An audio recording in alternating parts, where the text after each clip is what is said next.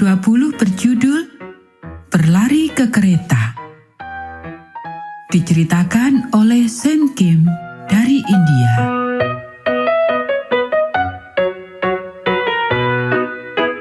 Bis besar itu melewati jalan gunung yang kasar dalam gelap malam. Musik India dari radio pengemudi bis memenuhi bis itu.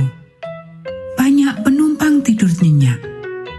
Tetapi seorang bocah lelaki berusia 11 tahun bernama Sen terbangun. Dia dan yang lainnya di dalam bis baru saja selesai menjadi sukarelawan di klinik medis selama 1 minggu di sebuah desa terpencil di India. Sen telah melihat banyak orang sakit menerima bantuan medis gratis. Dia belum cukup umur untuk menjadi dokter. Tetapi dia senang menjalankan tugas dan bermain dengan anak-anak yang sakit. Sekarang, bis itu membawa rombongan relawan ke stasiun kereta untuk pulang. Seseorang berbicara, "Tolong hentikan bisnya. Lavinia menderita mabuk perjalanan. Dia akan muntah." Itu benar. Segera setelah pengemudi menghentikan bis, Lavinia yang berusia 20 tahun memuntahkan semua yang ada di dalam perutnya. Sebenarnya, Lavinia bukan satu-satunya orang yang berjuang dengan mabuk perjalanan. Semua orang sekarang terjaga dan merasa ingin muntah. Tetapi kelompok itu tidak punya waktu untuk sakit.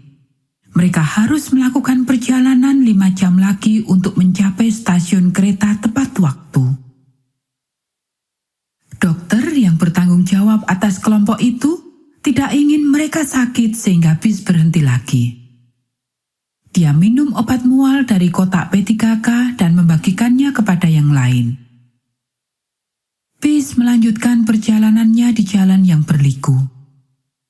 Sekarang waktu berlalu begitu cepat. Seseorang berbicara, "Kita harus pergi lebih cepat.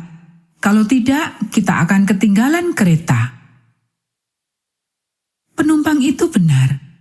Kelompok itu harus mencapai stasiun kereta sebelum kereta mereka berangkat. Sopir bis menyadari hal itu dan dia melaju lebih cepat. Tetapi waktu berjalan secepat bis. Sayangnya, bis telah meninggalkan desa terpencil sudah terlambat dan perhentian bagi penumpang yang sakit hanya menyebabkan penundaan yang lebih banyak waktu. Tampaknya mustahil untuk mencapai stasiun kereta tepat waktu. Ayah Sen memeriksa waktu keberangkatan kereta di ponselnya.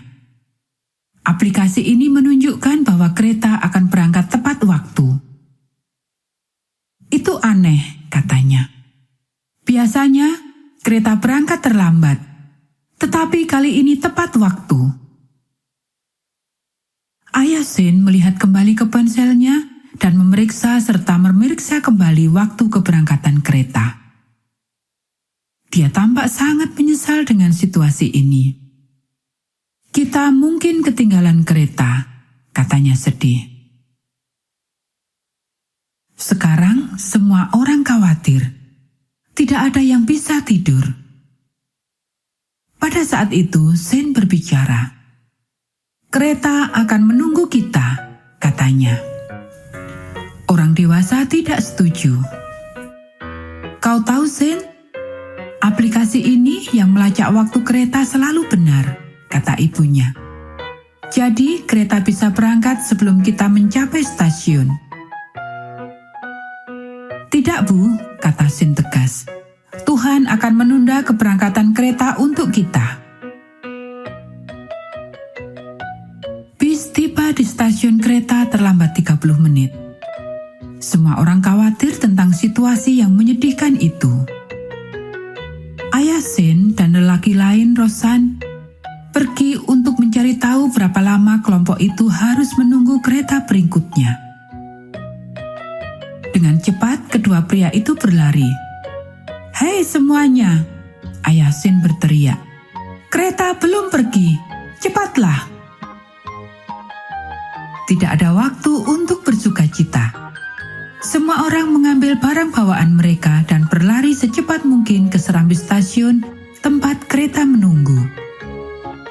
Saat semua orang memasuki kereta, kehabisan nafas karena berlari, Shane berbisik, "Bu, saya katakan bahwa Tuhan akan menunda keberangkatan kereta."